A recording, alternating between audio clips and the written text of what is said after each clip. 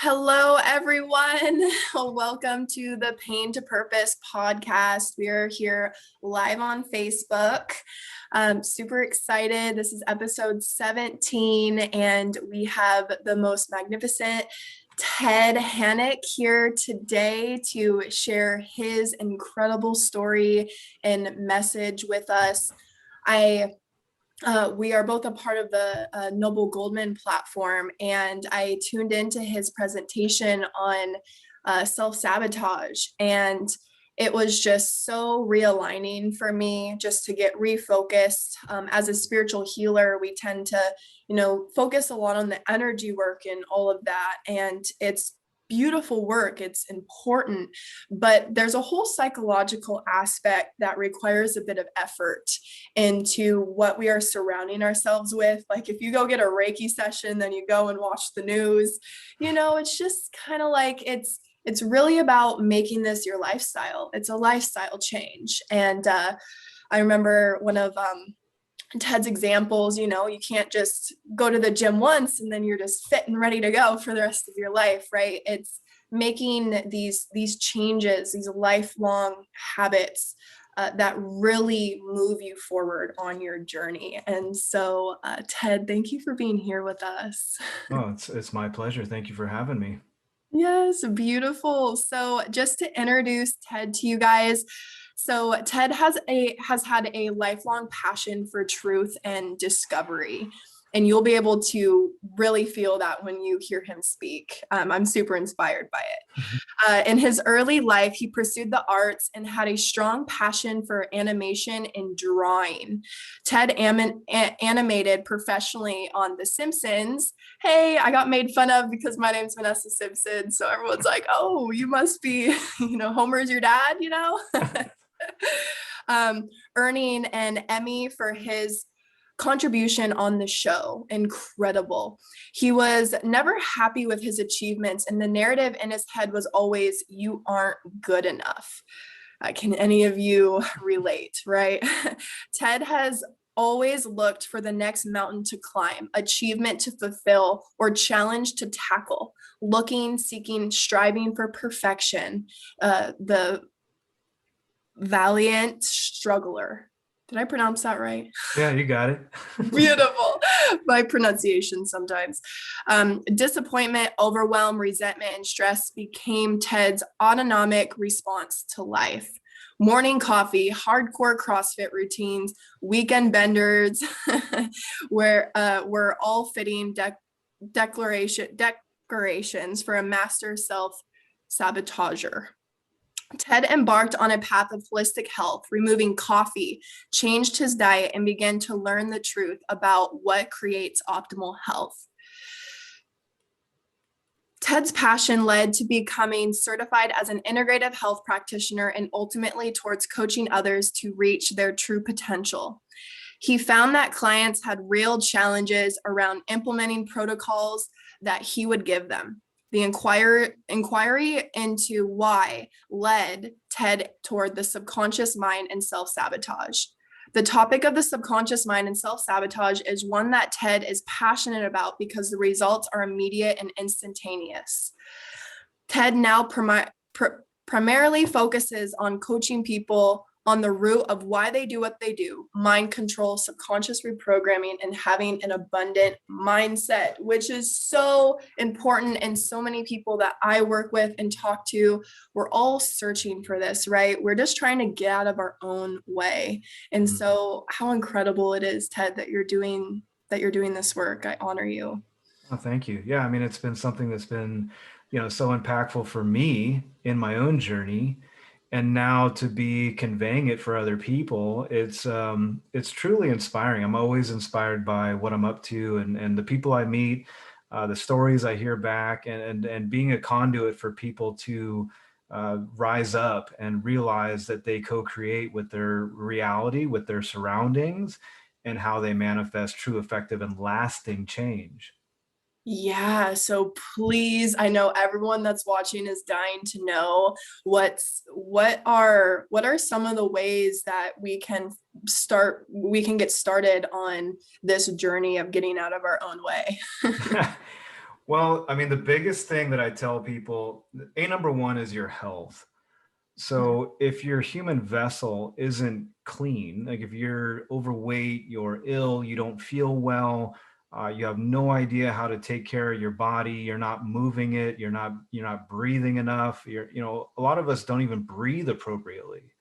Our breath is really shallow. We deserve to take a nice deep breath, really oxygenate the system, and to understand how to properly fuel the body, how to detoxify. Like if we all have a heavy metal burden in our environment, we're all, we've grown up with, the air, the water, the food having a burden that our body isn't used to.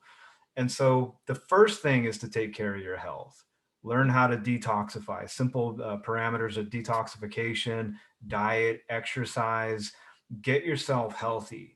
The two things I tell people, like, look, if you're just starting, it's like, I'm going to go into all kinds of stuff, but it's like the two things, if you take two things away from my presentation or what we talk about today, it would be remove television from your life, take out TV, and remove coffee. Those are my top two. My one right behind that, number three right behind that, would be to remove alcohol.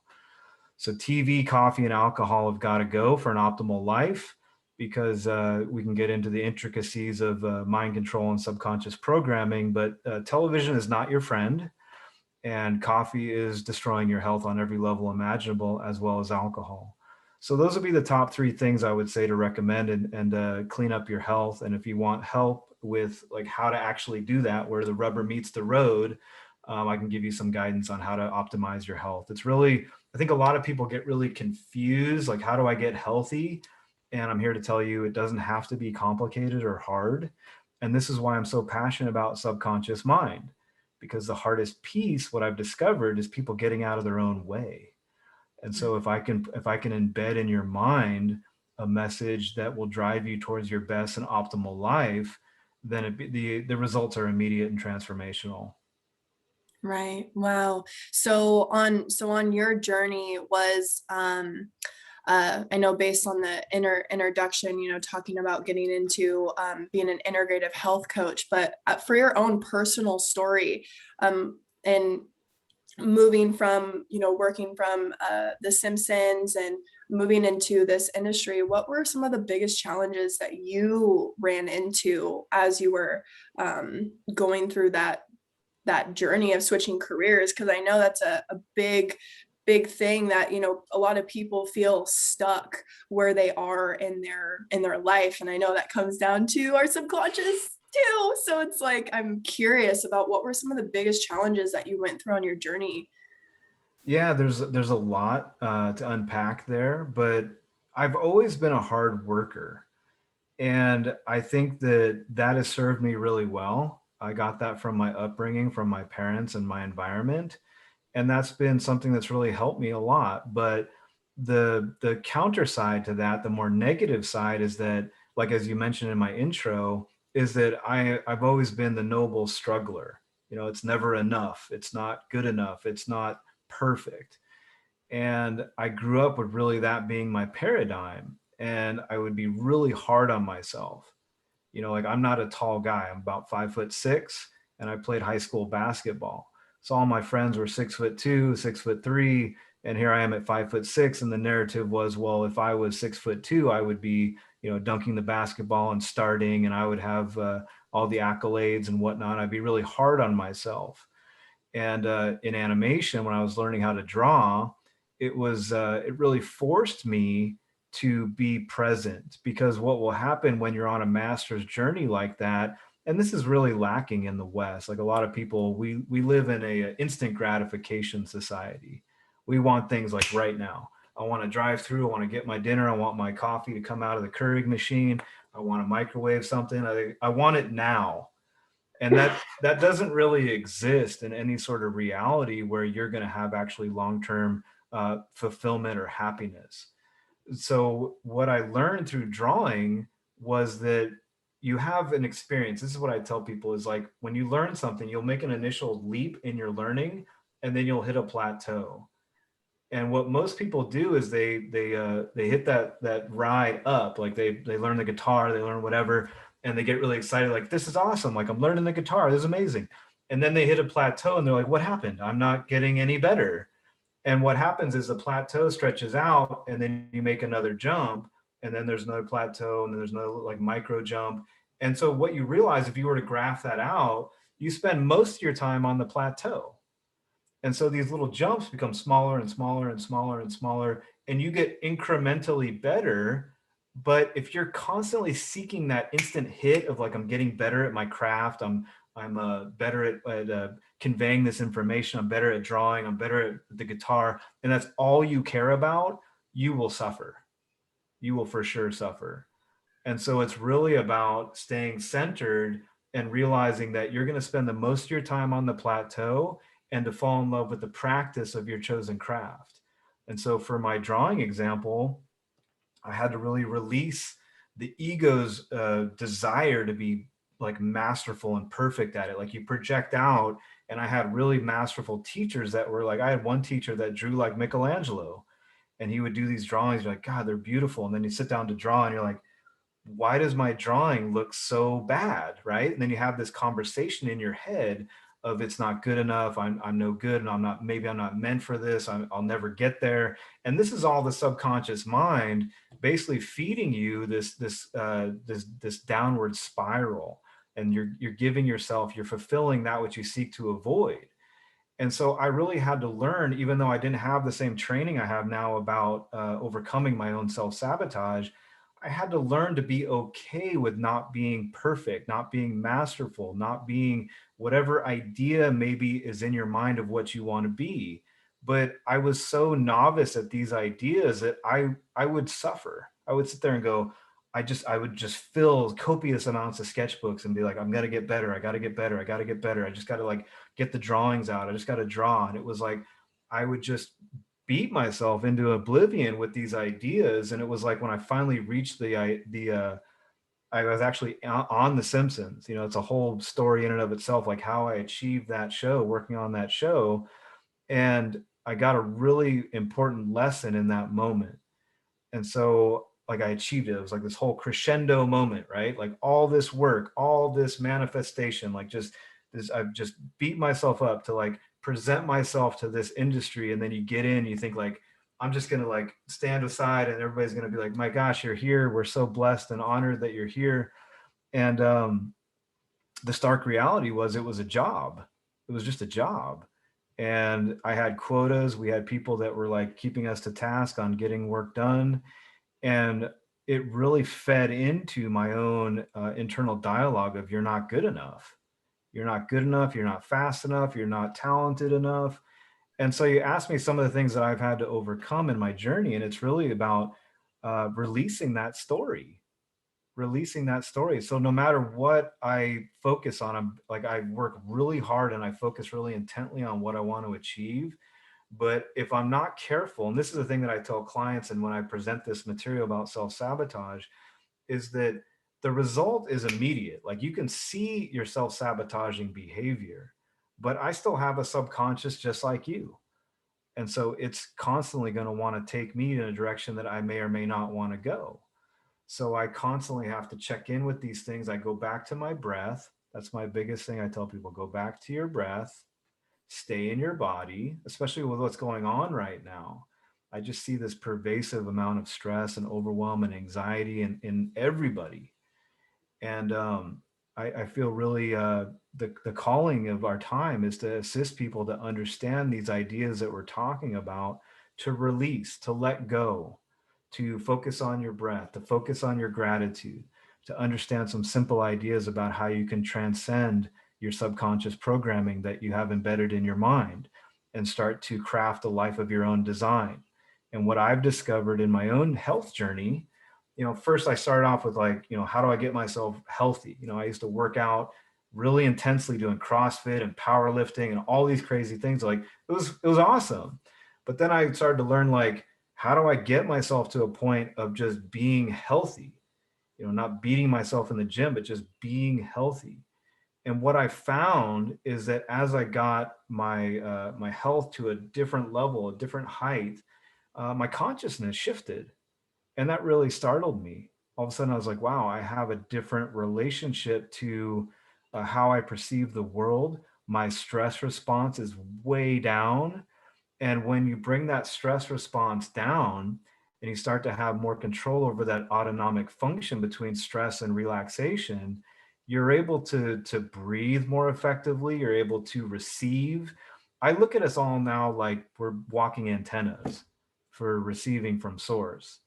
And I feel that this is what I've been manifesting is allowing my own innate power and intelligence to flow through me and to share as effectively and positively as I possibly can. And it's the biggest challenge to wrap up. The biggest challenge has been to just stand in that place and realize that for me, like, you're hearing me share right now, but for the vast majority of my life, I spent a lot of time working to not be noticed. Very introverted, very quiet. If you knew me back in like high school and early adult years, you'd be like, he's a nice guy, doesn't say much, real quiet.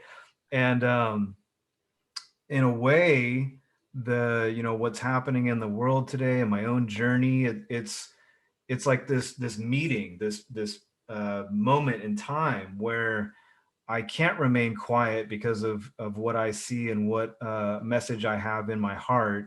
And at the same time, it's like this intel that I have is imperative that I share and that I be my best self to convey it as powerfully and effectively as humanly possible. So that's really the calling that I'm manifesting and that I'm a part of. So the challenge is to stay in that place, to stay high vibe. And we can talk about how I do that if you want to hear the intricacies of how I do my life. Oh, I know all of us are curious, that's for sure. Yes. Your energy is so radiant. But before you go into that, I want to touch on just the aha that I had as you were speaking, because I feel like oh, you got to be better, you got to improve. It's like, oh, I have a growth mindset. I'm just always seeking to improve.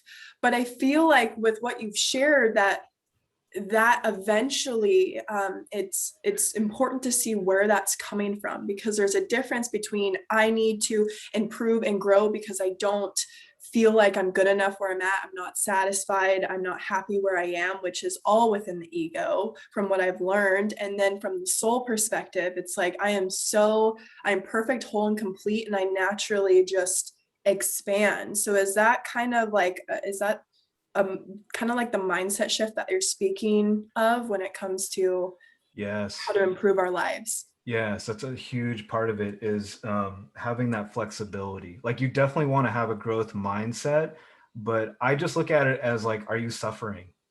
Right. There should be no suffering in the journey. Right. Boom. And if you're suffering, like look at back to if you can remember your childhood and the consciousness you embodied as a child, there was no suffering.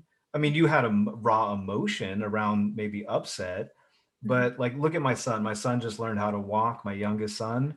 And it wasn't like he was learning how to walk and he was just like clenching his fists and was like, I'm like, why am I not walking yet? Or if he struggled and wasn't getting it, I wouldn't say, you know what, son, I guess you're just not cut out for walking. Maybe we'll just wait on that, or maybe it's not for you. And these are the conversations that we engage in our minds. Maybe, like maybe you have in your heart that you really want to like take anything, like you want to write a book.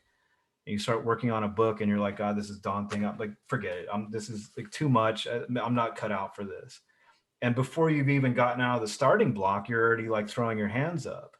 When in reality, it's like you have all the gifts inside of you already. You just have to get out of your own way. So the way that I equate it, what you said is very eloquent, very beautiful. It's like, yeah, I always go back to if you're suffering, there's something for you to inquire about. Beautiful. Yeah, I love that mark. That's something to kind of be able to figure out where you are on that spectrum for sure. Yeah.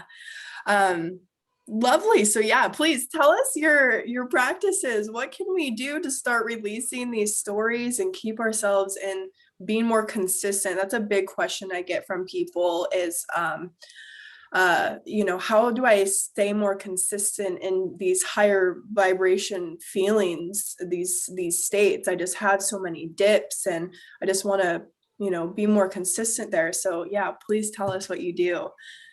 Yeah, like I said, the biggest thing is health. So I spent a lot of years just figuring out like, how do I do the nuts and bolts of just health? And so I take clients through a 7, 14, or 21 day functional medicine detox. So that's a liver detox. And so that's been, in my experience, the quickest way to get somebody back online. You know, if they're not feeling well, they're lethargic, they have inflammation, they're overweight, whatever the case may be, your liver is your master filter, and most of us have never detoxed the liver. And so the formulation focused specifically on the liver. For me, this is something I didn't discover at the beginning. I discovered it about 3 years ago, but it fundamentally changed my life.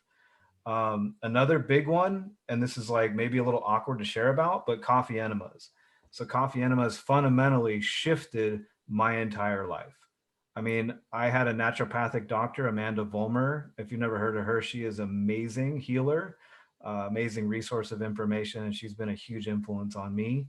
And I was working with her, and she told me to give up drinking coffee and experiment, like try out a coffee enema. And I was like, this is like, where have I arrived in my health journey? You know, this is like insane. But I really value her. I respect her, and I jumped in with both feet. I gave up drinking coffee, and I started doing coffee enemas, and it really helped me to release a lot of my anger. And I since have learned that the liver is the seat of a lot of our repressed anger. And so I started releasing a lot of repressed anger. I started realizing that our body has a resonant frequency. It will hold on to stress or any sort of situation that you witness from your childhood. It's like in your flesh. It's in your body. And so we all have our story of stress, overwhelm, anxiety, whatever the case may be. We all have our story from our past. And so a big part of it is like getting your health optimal, focusing on letting go, being in a proper breath cycle, and releasing this energy. Release, Oh, yes, it's yeah, the pathway of surrender, letting go by Dr. David Hawkins. Amazing. amazing. And so I also went through back around 2001. I went through the Landmark Forum, which, if nobody's ever heard of that, that was really my first like transformational experience, was going through the Landmark Forums. Have you ever heard of that before? No. Oh wow. Okay. So the Landmark Forum is I think it's like 3.5 days. It started off as what's called EST, and it was started back in the 60s, and they were very intense. That you couldn't leave the room, and it was all about like this and that. And the information is very impactful, but what it is it's an experience. So you're going through this experience with a 200 or some odd people, and there's a facilitator who's very skilled, and they help people to understand that there's certain things that happen to you in your life, and you gave those things meaning, and then you are deriving your understanding of your rest of your life is seen through the lens of these different things and how they've influenced your life. And so people get up at a microphone and share about how like their mother did this to them when they were 10, and I was at summer camp and this happened to me when I was 8. And you're just like, oh my gosh, we're all the same. Like we've all had these experiences, and we've all made these stories about, like, whether it be about the opposite sex or our ability to earn abundant income, or ability to have abundant health. It's like, oh well, my father has this, so I must have it too. And it's like, it's all these stories that we tell ourselves. And so really, to wrap up, it's like the first thing is to get your health online, and then start to understand, like, some of these simple ideas about how to step into a deeper evolution for yourself, understanding the subconscious mind, understanding like how I construct my life, how I keep myself high vibe, is basically I control my environment. So if you listen to my lecture about self-sabotage, the subconscious mind, you have a very specific part of your brain called the subconscious. And the subconscious is analyzing your environment every day. And think of it like the 800-pound gorilla that's in front of you, and it grabs you and it says, okay, I'm going to take you and put you behind. Let me take a look around and let me see what is going on in your environment so I can keep you safe. Mhm. And so basically, we have to understand that that's what's going on in our mind, because we are meant to live in tribes. We are tribal beings. So if you go back thousands of years, this served us very well. If I was outside the tribe, I was out on my own, my chances of survival were pretty slim. And so we cling hard to the tribe as a way to stay safe. And so if we look at what most of the like North American tribe is doing, they're not really living optimally. Most people are drinking their morning coffee, getting fast food for lunch, microwaving something for dinner, drinking a beer, wearing a mask, thinking if they inject themselves with whatever, they're going to be healthy. And we really deserve to understand that the subconscious is driving our behavior. And Mhm. so I work really diligently to focus on protecting my health. And that's a whole conversation in and of itself. And then protecting my environment. Like, I don't watch TV, I don't watch any broadcast television whatsoever. If I'm in my car and I'm listening to audio, it's some sort of inspirational audio or something that's going to propel me forward. My desk here, around my desk, I have all kinds of affirmation statements and things that I want to manifest. And I focus on spending time with my family every day. I focus on getting out into nature, getting away from these devices and computer screens, and getting out into nature, connecting with people face to face, looking to nature for answers. I think a lot of us, we get so distracted by what's going on in the world, and like, what's on this thing. This thing is like, oh my gosh, there's somebody texting me, and I got to keep. And I'm as guilty of it as anybody else. But the way I keep myself high vibe is to remember that I have control. And the control is that I can hit the power off button. I can go outside and I can just give gratitude and thanks for the air in my lungs, the purpose in my heart, the people that I've had the blessing to interact with, and give a lot of gratitude. And gratitude, being in that high vibe, is about staying in gratitude, staying in love, staying in peace. And if you feel yourself going into stress, overwhelm, anxiety, anger, just realize that that's low vibration. That's low vibrational frequency, and we resonate at frequency. And so it's like you said, it's about letting go, focusing on your breath, and going to gratitude. Gratitude is a high vibe frequency. So if I'm ever just like, I just focus on my breath, go to gratitude. That's my easiest and simplest. I always try to boil it down to like, what could I give you as like, here's a really easy thing to do, right? So what have we talked about so far? Remove your TV, remove coffee, remove alcohol, focus on your breath, and go to gratitude. Those are my notes so far for this lecture. Yeah, beautiful. And I hope all of you that are watching right now are definitely, or listening in the aftermath of this podcast, taking notes on this, because it's so important. And for those of you that might have, studied some of this material, it's also very important to continuously remind ourselves, because I've realized as a energetic healer that I have gotten away from a lot of this really, really important stuff of how to make long lasting change in someone's life, not just, you just feel good after, a session, but how to truly transform someone's life. And so that comes down to like these practices that we can do, the psychological aspect here, the recognizing we all have these stories that we've created from ages 0 to 7, that if we don't become aware of them and don't change them, they're going to continue running the show. And so my next question for you is, on our call that we had, you mentioned a lot about commitment. And I definitely, my story around commitment, my parents got divorced when I was 7 years old, perfect timing. And so as far as like commitment to like a partner, but then it seems like, that was my understanding of, being with someone.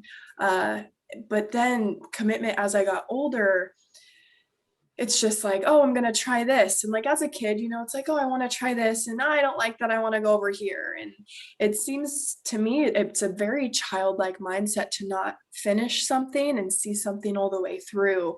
And so I am curious of how we can strengthen our ability to commit, because I know it's one of your big values and qualities that you have. Yeah, that's a great question. So a lot of it goes back to fear. A lot of people have a lot of embedded fear. Remember, I talked about how you have your experience like embedded in your muscle and your bones, like it's embedded in you. This experience that you've carried through from your childhood. So a lot of us have a real fear of our own success. Like if you had a breakthrough relationship, if you had an abundant month where let's say you earned $50,000, you'd just be like, oh my God, like you don't even know what to do with it. And a lot of people, like they've shown that people that win the lottery, they actually end up in worse shape than before they won the lottery. A lot of these professional athletes, they end up their career broke and basically in pain because they have no understanding of how to navigate that kind of income. And so that's all the subconscious mind. It all goes back to the subconscious mind. So the subconscious mind will basically dictate how you do what you do and the results that you're able to generate. And so it all goes back to fear and releasing that fear and stepping into your greatness and understanding that if you can understand basically how the subconscious mind works, and this is like what I was talking about in the lecture I gave before we jumped on the podcast. It's like, I don't know how old you are. How old are you? 23. 23. So you have 23 years of embedded messaging from either TV, your teachers, your parents, like whatever the case may be. And so you've taken all that in, and your subconscious mind drives 97%, 95 to 97% of how you do your life. And so it's these tapes. It's like the way I describe it is like, imagine you had your house, right? And in the basement is a supercomputer and it's completely encased in concrete and you can't get into it. It's completely closed off from you. And that's your subconscious mind. And so the subconscious is analyzing your environment, what's going on, what sort of things you're taking in, what sort of media you're watching, the friends you have. And basically it has a little slit in the floor and it just pushes out this message. And then you look at it and you go, oh, okay, I guess this is how I'm going to operate today. This is the kind of income I make. This is the kind of results I generate. This is the behavior I have. This is what everybody's doing. This is what everybody is partaking in. And so until you can get into that supercomputer and start to embed a new message, your results will be pretty predictable. So that's what I assist people to do, is to understand the subconscious mind. And it's really, that's the thing about, like you saw in my lecture, like this is the same experience I had. I had a mentor that I worked closely with. He's a good friend of mine. His name is Jason Christoff. And if you've never heard of him, you definitely deserve to follow his material. He is a master at this material. And he's helped quite a lot of us to understand the subconscious mind, the attack we're all under right now, in terms of like what's going on in the world right now and how we're all being put in this box. And it's really imperative that we understand how the subconscious mind works so that we can start to move away from the forces that are influencing all of us.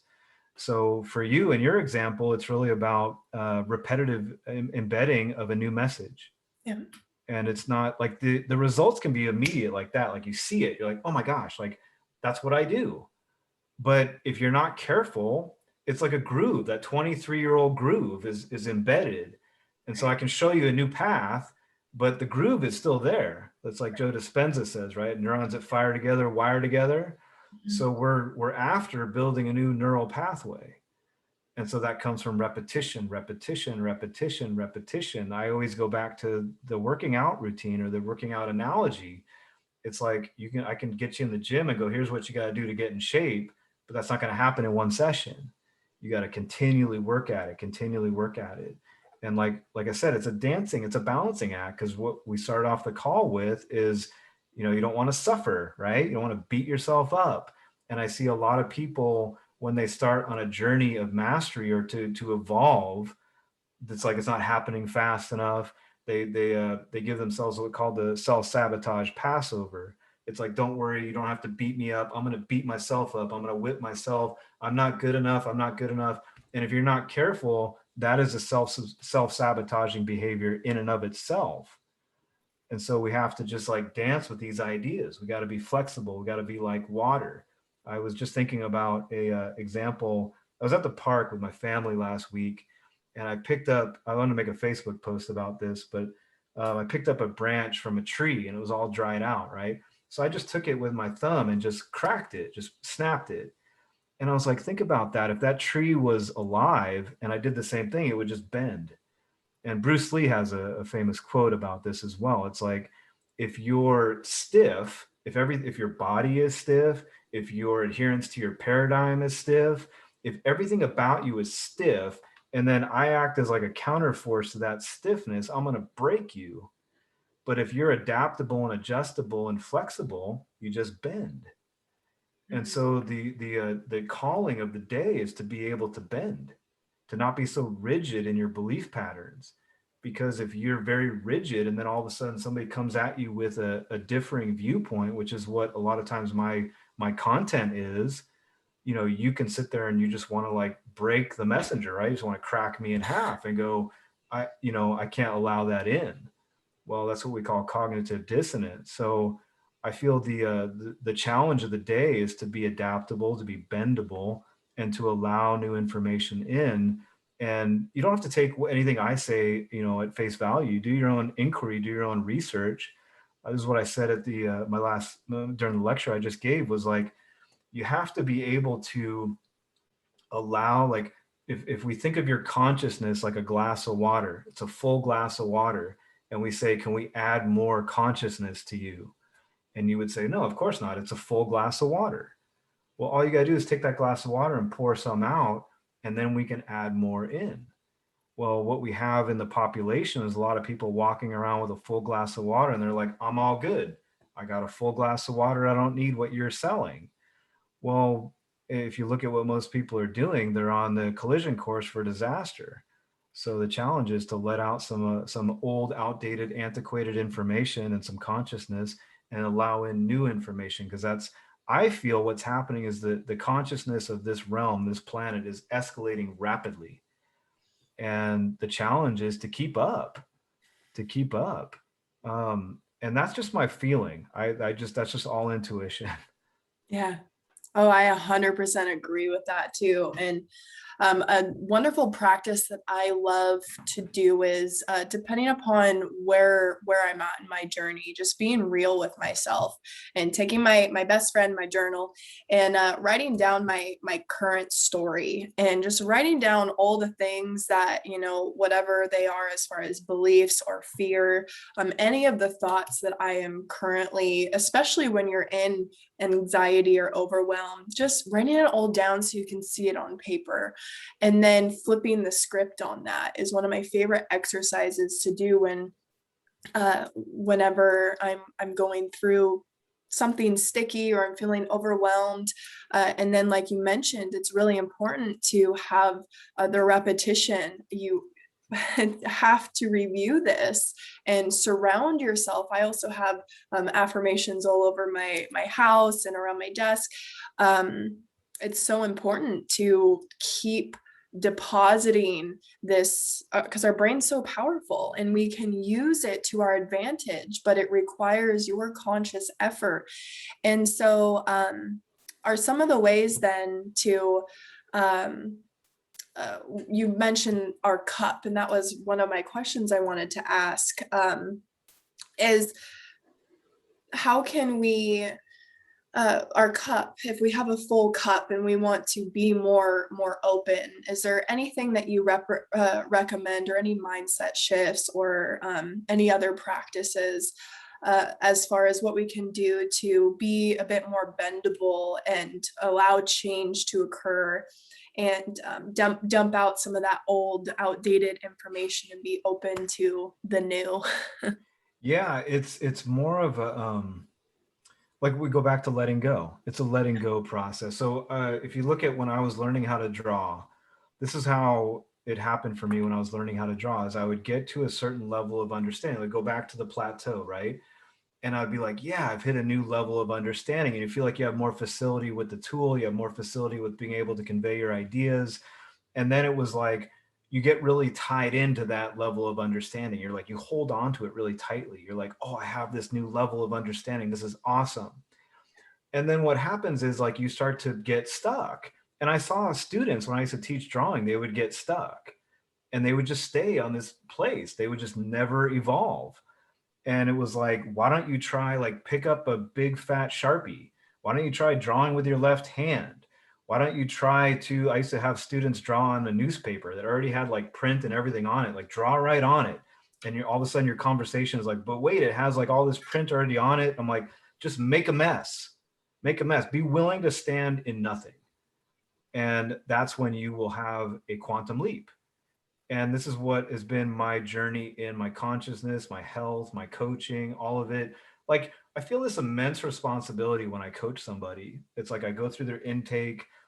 They've been gracious enough. They trust me with their, like, some of their most intimate details. And I sit there and I just like look at it and I allow the energy of it to like come into my consciousness. And sometimes it's like, wow, there's like so much here. And it's a trusting process. It's like, I have everything I need. I'm going to tell this person exactly what they require. And this is like the perfect opportunity. I'm meeting them at the perfect time. It's about feeding my own subconscious mind messages of affirmation and realizing that if I hold on really tightly to anything, then that's a danger. That's really the best way I can describe it. So in my drawing example, it was like, it happened to me too. You hit a plateau, you're like, this is awesome. And then you have to be willing to be like, I let go of it all. Like, I don't know how to draw. I don't know how to do any of it. I don't know how to hold the tool anymore. I don't know, like, I'm a beginner again. And then all of a sudden you make a leap just like that. And that's really how it happens. It's like a constant, the ego wants to be like, yeah, I got this. I've got it handled. I'm a master. I'm a quote unquote master. And the idea, like when you're really on the master's path, it's infinite. It goes on forever. And you get better because you're in love with the practice. Like if we go to like, let's say karate or the martial arts, it's like fall in love with the feeling of putting on your gi, warming up your bare feet on the mat, the ritual of like going into some rhythmic movements to loosen up. You don't fall in love with the actual like doing a performance or whatever the case may be with karate. It's more about the consistent thing that always shows up. For me in drawing, it was like I would fall in love with like the feeling of the paper, the sharpening of the pencil. Like I would sharpen my tool with a razor blade, so you would shape the tool so that it made a cone shape so that you could hold it on its side and draw a tone. You could pull it this way and draw a line. And it was like I would get all into the intricacies of shaping the tool, getting myself positioned, and like the smell of the pencil, the practice of doing it. And that's really about the letting go process. And then it's like, it's time to draw, it's time to perform, it's time to partake. And you can have this like anxiety well up inside you because the ego wants to perform. And I always like, having a family has been a really, really impactful thing for me as my own evolution. Like I look at my son, like my eldest son is so much like me. He's very fixated on like, he wants things to be a certain way. And that's me. I'm like, it's like I have this double-edged sword, right? On one side, I'm like a super hard worker. I'm very focused and like hyper focused. On the other hand, I've had to learn how to not be like beating myself up the entire time. And so it's only been in the last couple of years where I've released that story, and I see it in him, and I'm like, it's like crazy. It's like part of the fiber of my being. And it's really about, for me, it's just been an amazing experience, like to be able to just be in my body, to be present, and to just focus on like the most simple thing. Like I have a candle here at my desk, and this is a great practice. Like light a candle, put it in front of your desk here, shut off all distractions and just look at it. How long can you just look at a candle and just watch it and keep your attention on the candle? And you realize after a period of doing that, that your mind is infinite. It goes off in all these different directions. Meditation is a beautiful practice. I feel like meditation is actually imperative right now, imperative practice to quiet the mind, allow your thoughts. Like think of meditation like a river. You're standing at a river and you're watching the river go by, and that is your thoughts. And you're allowing yourself to understand that there is something else there besides your, like, this physical visceral being. There's energy. You are more energy than matter, and that you co-create with your reality. And the more that I get into this spiritual metaphysical practice, the more it's like, it's just, everything is up for questioning. That's the best way I can describe it. And it's not like we're throwing out, um, it's an analysis. It's an analysis. It's standing in a space to receive and allowing whatever comes up to not have a hard and fast analysis and saying like, well, that's nonsense. I mean, there's plenty of things, like, for an example, like I spoke about coffee enemas, right? I could have very easily, like, I've offered that to other people and they're just like, oh, that's crazy. Like, that's crazy. And I'm like, well, you didn't even look at it. And like, I've met people that would line up, they'd go to their conventional allopathic physician for all kinds of, very aggressive interventions, but you offer a coffee enema and they're like, that's crazy. I'm like, a coffee enema is crazy, but going and partaking in the allopathic system, that if you look at iatrogenic death, that kills anywhere between 250 to 300,000 people a year. I mean, a coffee enema is very benign. So it's about a releasing process and being able to be adaptable and open to look at things and analyze them for yourself. I feel like that's the work that everybody must do. I can't do it for you. I can open a door for you and I can say, hey, there's possibility on the other side of this door. There's a possibility for you to have a vibrant health, vibrant consciousness, connection to source, a different experience of life. Yeah. But are you prepared to release and let go of what you think is real? It's truly like the Morpheus, right? Blue and red pill. It's truly, the Matrix was a documentary, right? So it's being able to step into that new paradigm, and that's the best way I can describe it. So many beautiful points here that are coming through, and you touched on a lot of beautiful points, which a lot of the Buddhist teaching of non-attachment, and also one of my favorite quotes is a master knows he knows everything, but also knows he knows nothing. And I don't even know who the hell says that, but I love that, because it's like, once you think just keep being open. And I've actually gone through this metamorphosis process recently, and it hasn't been as existential crisis type as it's been in the past, where I'm like, who am I? Why am I here? I'm falling into the abyss, right? It's been more calm and peaceful, because I feel like, perhaps some of you listening, and you too, Ted, have heard the concept of knowing thyself. And so I know definitely with my own behavior, I have felt this like little child that like didn't know, like, I don't know what I want. I don't know what I want to do. I think you should know, let me go ask you. And I grew up as an only child. And so that's like something that I picked up, is like, someone else knows and I don't. And it served me in a lot of ways, just like your hardworking hyper focus has served you. This openness to perspective has served me greatly, of asking a lot of questions to people and being open to different perspectives. But where it started to become toxic is where's Vanessa's truth? I'm living everyone else's truth and living through everyone else's experiences, which can be great, to learn from people like, hey, this is what happened to me. And so I want to, let you know, and we can learn from others. There's nothing wrong with that.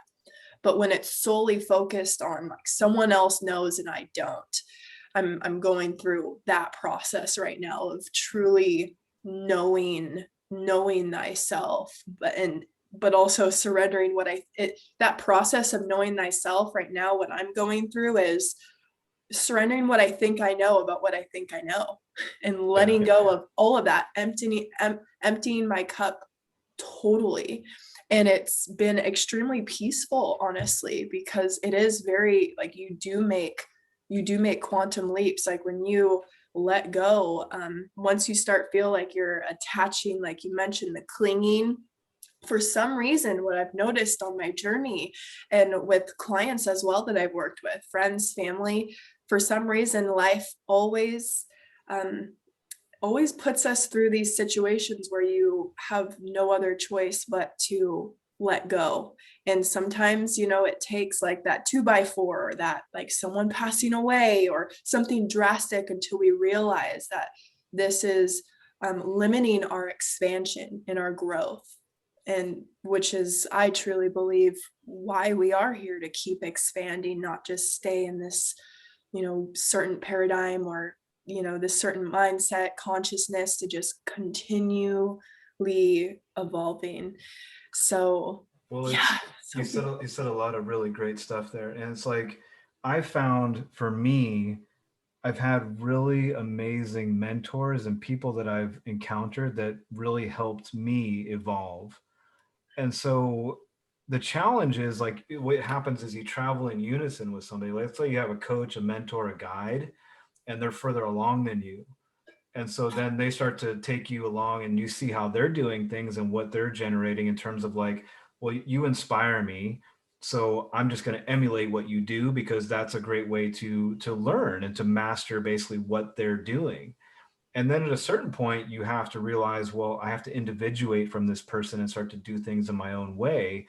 And so it's really important to have, like, I feel very strongly like I would not be where I am today if I didn't have certain influences that have helped me to evolve. And so I give a lot of the credit to these people. And, at the same time, it's like finding your own unique voice, your own unique pattern, the way that you convey message, the way that you bring down source. So that for me has been the stage I'm at now, is figuring out like, how best do I convey this information? How do I speak my truth? How do I stand in my own power? And it's great to have other people. This is why, I mean, this is like the crazy thing about what's like going on right now in the world. It's like on one hand you have like, it's like this disharmonious like insanity of what's happening in the world right now. On the other hand, I've had one of the most amazing years of my life in terms of my consciousness, my health, the people I've had the privilege to connect with, you included. It's like all these amazing conversations and people. It's like I look at us all like we are leaders in this new reality, this new charge, and people are looking to us to convey this information to help them. Like even for me, I'm like, there's so much I don't know yet, and I'm like, I'm trying to learn as fast as I possibly can. I've gotten in the habit of like taking in content. I'm watching stuff at like 1.5 and 2.0 speeds. I can just take it in faster. And I'm like having all these amazing conversations. I'm like, what are you doing? What are you doing? How are we helping people? And it's incredible. It's an incredible period of time. And I mhm, think we'll look back on this and it's like it's a spiritual war that we're under right now. And I just feel really strongly that there's no way that you can squelch the human spirit. You can't squelch the light that radiates from each and every one of us. And that's why my message and your message as well, it's really about, if you want to fight back, you want to stand in your power, you want to push back, it's you're working in, you're working inward, and you have to do the work. And that's really the biggest thing, is about how do you get healthy, how do you start to connect with what is your commitment in life. Like you talked about commitment. Commitment is huge. It's being committed. It's like, I'm going to stay the course.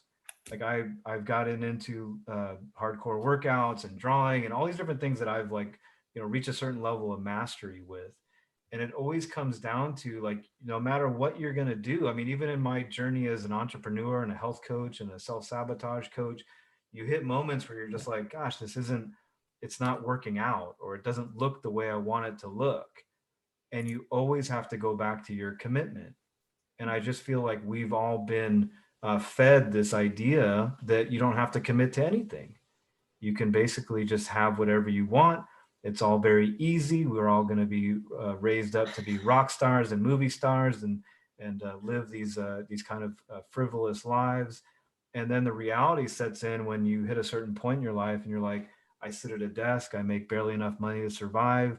I can barely make my rent. And I thought life was going to have a lot more meaning than this. And it's really about understanding that you can change at any time. You can move. I love this Jim Rohn quote. He says, "You're not a tree. You can, if you're not happy where you are, move. If you don't like the way that your health is, change it and commit, truly commit."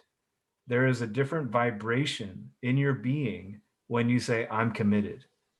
I am committed." And that's, I have these messages around my desk. I mean, all about I am.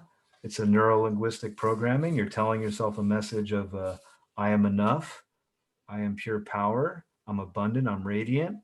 And I commit. I commit. And so it's just going back to what we were talking about, releasing, letting go, let go, and and just continually committing, continually checking in. So hope that gives you some insight. I know you're on the same page with the exact same journey. Yeah, no, absolutely. It's so, so beautiful. I love it so much. And it is just, I feel like it's a balance, not like you mentioned the balancing act, right? Like, it's super important to and valuable to learn from others and to have people around you that support you, uplift you, inspire you. And at the same time, that balance of checking in with your own creativity. And like I've gone through periods where like I'm not going to read any books, I'm not going to listen to anything, but just tune into my own quietness within my being. And then other times where I'm like, I can't get enough of this stuff, and it's like we all come to very similar places. And I've definitely met people that I feel this resonance as if they are reflecting to me a higher aspect of myself. And that's really like the attraction of like okay, I know that I want to connect with this person. I know that I'm meant to do this program or, read this book, whatever it is. Just follow what resonates with you and what feels really good. Ted, seriously, thank you so much. This has been so incredible. I hope everyone and their mom and dad listens to this, and grandma too. Like, let's get everyone on board. This has been incredible. Ted, is there anywhere that you would like to send people that listen to reach out to if they are interested? Yeah. So you can reach me on Facebook. It's just Ted Hanik on Facebook. I have a website. It's hanikhealth.com. You can email me directly. It's ted@hanikhealth.com. I have a free getting off of coffee course. So I mentioned that was a big one, right? Getting off of coffee. So I made a course all about giving up coffee, and you can do that in 2 weeks. It's 14-day protocol.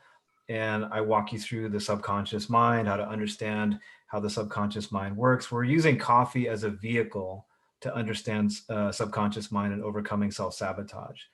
So that's a great place to start. I also started doing, that's how we met. I started doing a weekly call on Noble Goldman, and that is every Thursday at 1:00 Eastern. I do a whole presentation all about overcoming self-sabotage. So I talk about how the subconscious mind works, how you construct your reality based on subconscious mind inputs, and how we can harness that information to construct a life of our own design. So it's been very impactful work for me, and it's my pleasure and honor to share it with people now. So if you want more information, you can always reach out to me, and I'll get you the link for that. It's a Zoom link. And yeah, that's me. I post on Facebook pretty much every day, and I'm pretty active. And you can check out my content. Take a look at I have a YouTube channel as well. Not as active on there, but yeah, any way you want to get in touch. Beautiful. Yay. Thank you. Thank you, everyone. This has been amazing. Put this on replay, listen to it while you sleep, do whatever you can, because this is so, so important. And yeah, I'm super grateful. Ted, thank you. Thank you so much for what you do and who you are. And thank you, everyone, for tuning in. Thank you.